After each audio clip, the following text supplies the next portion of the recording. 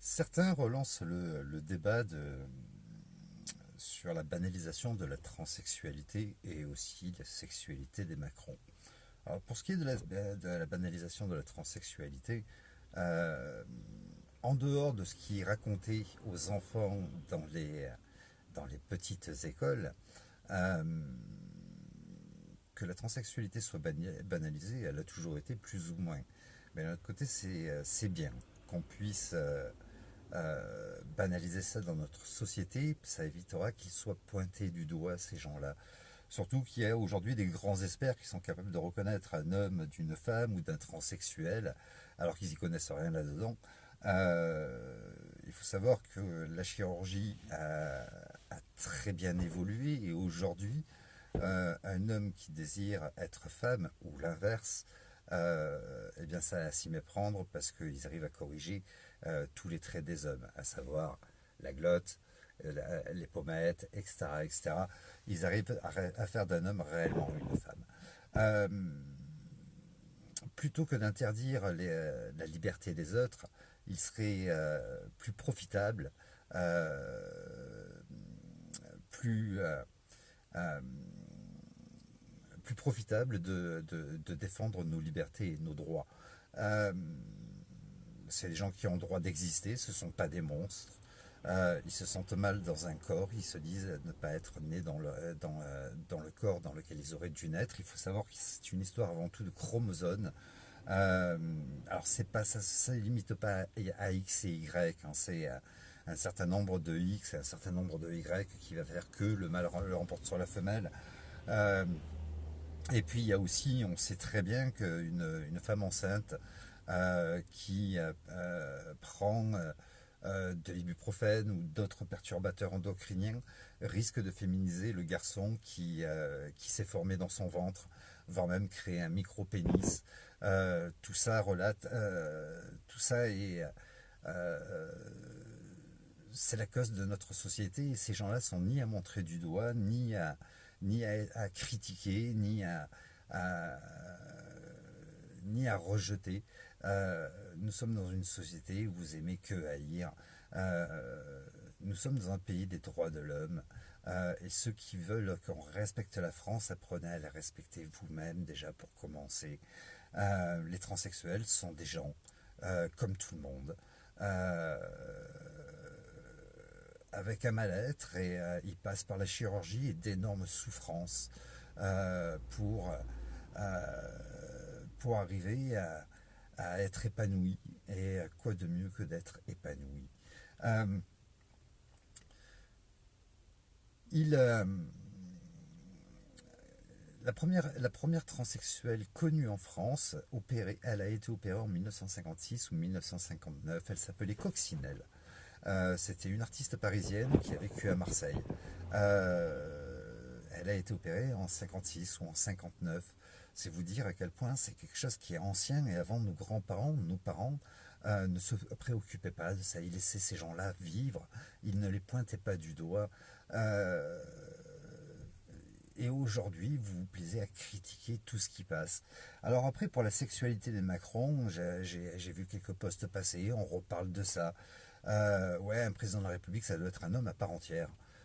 C'est une stupidité de dire ça, pour la simple et bonne raison, c'est que déjà une femme peut être élue, donc une femme ne sera pas un homme. Mais en plus de ça, un président, on ne lui demande pas d'avoir une sexualité hétéro. On lui demande de faire son devoir et d'assumer ses devoirs. À savoir que le président de la République n'a aucun pouvoir sur son peuple, il n'a que des devoirs et son premier devoir est de veiller par son arbitrage à ce que la Constitution soit respectée. Mais peu importe qu'il soit gay, qu'il se fasse des partous, etc., etc., à partir du moment où c'est pratiqué entre adultes consentants, quel est votre problème réellement? euh, Ouais, mais ils nous ont menti. La sexualité, c'est comme le dossier médical. C'est personnel. C'est personnel, ça se divulgue à personne.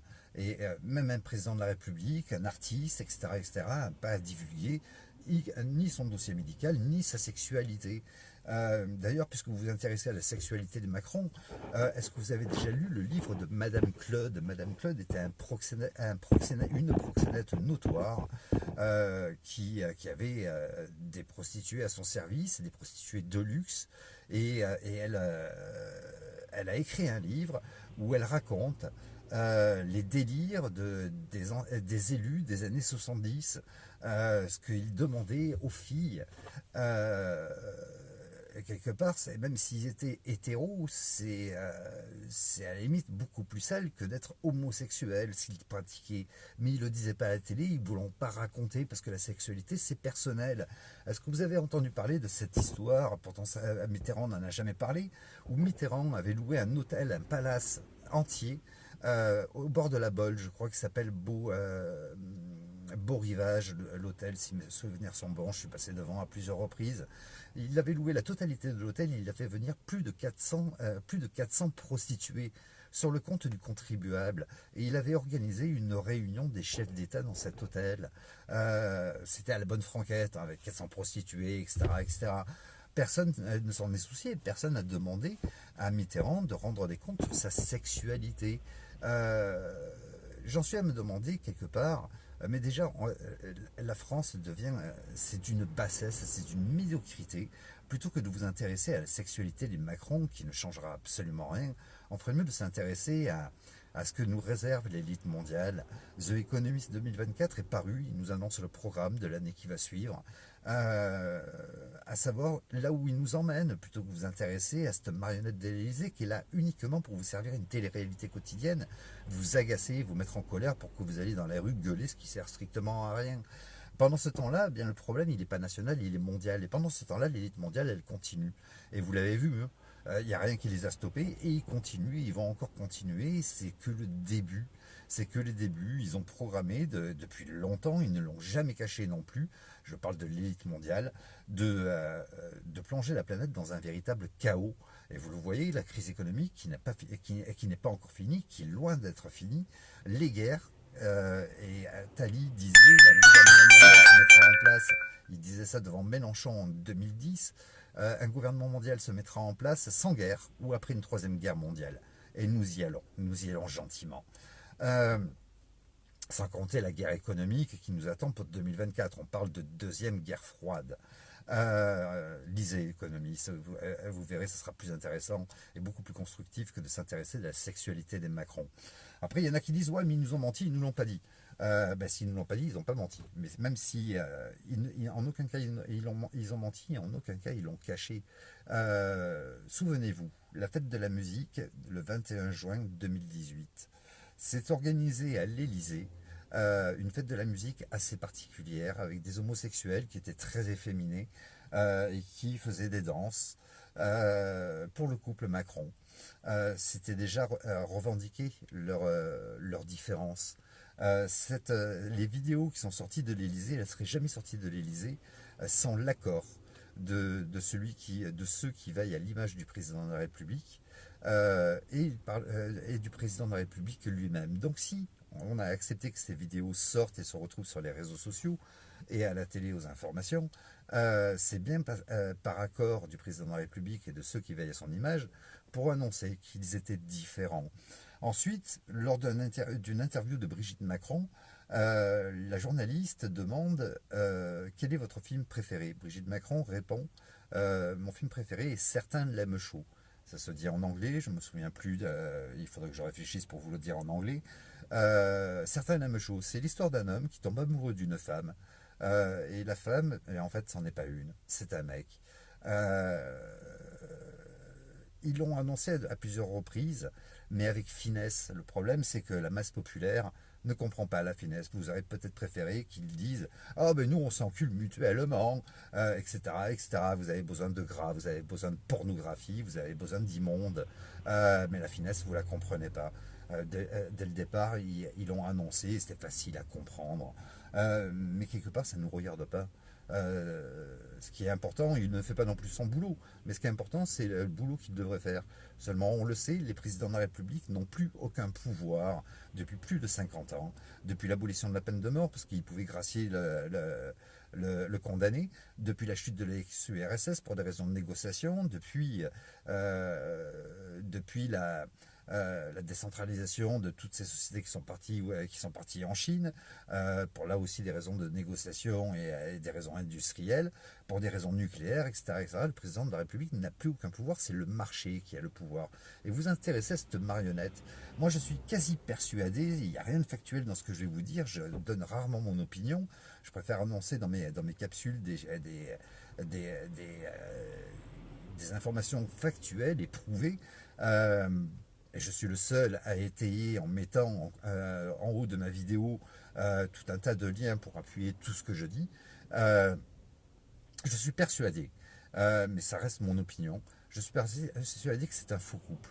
Je suis persuadé que c'est un couple qui a été mis en place pour occuper la masse populaire, parce qu'on sait très bien que la plupart des Français aiment bien les conversations de salon de coiffure et de comptoir, les conversations sans intérêt à s'occuper de ce qui est intellectuellement accessible, sans chercher à comprendre ce qui se passe réellement.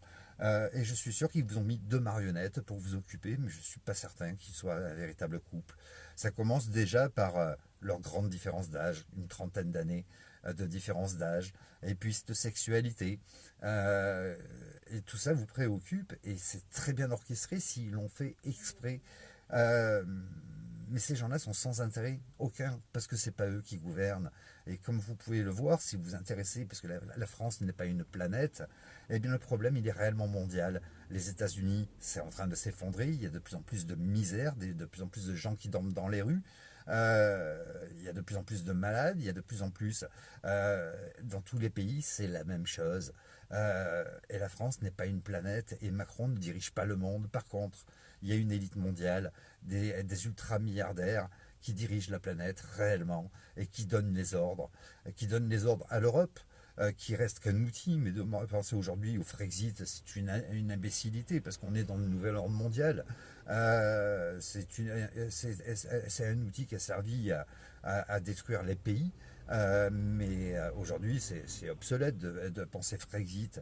On ferait mieux de penser à sortir du nouvel ordre, de ce nouvel ordre mondial et surtout empêcher le gouvernement mondial qui va être une véritable dictature pour nos enfants.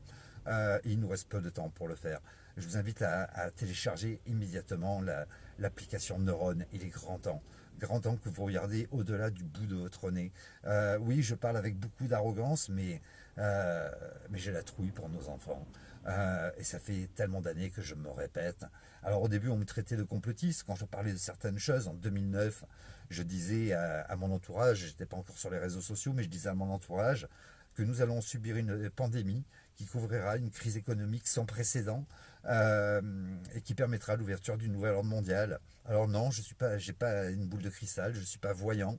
Il y a juste que je lis depuis 23 ans des informations que tout le monde se plaît à ignorer. Je ne regarde plus la télé depuis 25 ans et je regarde des informations autrement par le World Economic Forum, le Forum économique mondial ou Forum économique de Davos, vous l'appelez comme vous voulez, par l'ONU, par l'OMS, par l'OMT, l'Organisation mondiale du travail, l'Organisation mondiale du commerce aussi, par Gavi, l'Alliance mondiale de la vaccination, par le FMI, par les banques centrales, par les livres de Klaus Schwab et de Jacques Attali. Ils nous ont rien caché depuis le début.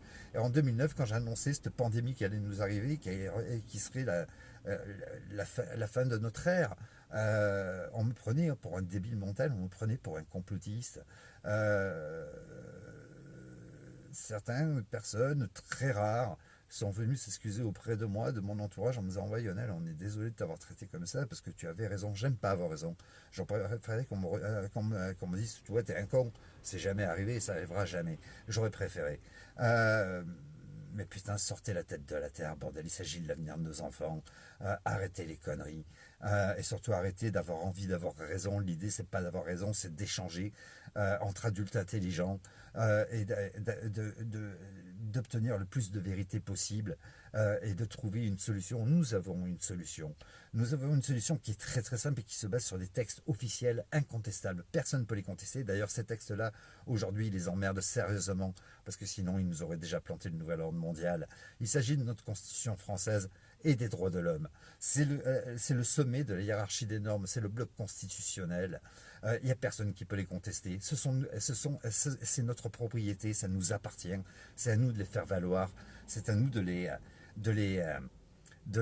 faire respecter. C'est notre propriété, c'est à nous de les défendre.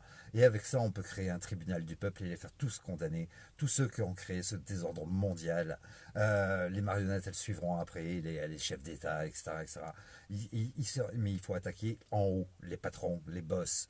Je vous rappelle juste que Macron, cette marionnette qui vous passionne tous, mais qui n'a aucun intérêt réellement, c'est un ancien associé des banques Rothschild. Rothschild fait partie de l'élite mondiale. Et c'est un des piliers du nouvel ordre mondial et de ce gouvernement mondial. Il était associé des banques Rothschild. Il gagnait 200 000 euros par mois. Il a accepté de devenir ministre pour 6-7 000 balles par mois. C'est un ambitieux, il accepte de devenir le porte-serviette de François Hollande pour enfin devenir président de la République à 10 000 balles par mois. Est-ce que vous ne trouvez pas qu'il y a quelque chose qui cloche? On l'a mis en place, ce bonhomme, on l'a mis en place pour assumer une mission. Parce qu'en dehors du fait qu'il soit extrêmement intelligent, c'est un mec qui est sans caractère, qui est extrêmement manipulable, et il a des maîtres à qui il obéit. Je vous invite à réfléchir à tout ça, à vous remettre sérieusement en question. Il s'agit de l'avenir de nos enfants. Et lisez The Economist 2024. C'est effrayant, l'avenir qu'il nous réserve. Je vous souhaite une très bonne journée. J'espère que vous allez pouvoir vous remettre en question. C'est un exercice extrêmement périlleux pour le cerveau. Peu en sont capables, mais il va falloir qu'on s'y force sérieusement. Je vous souhaite une très bonne fin de journée. Au revoir.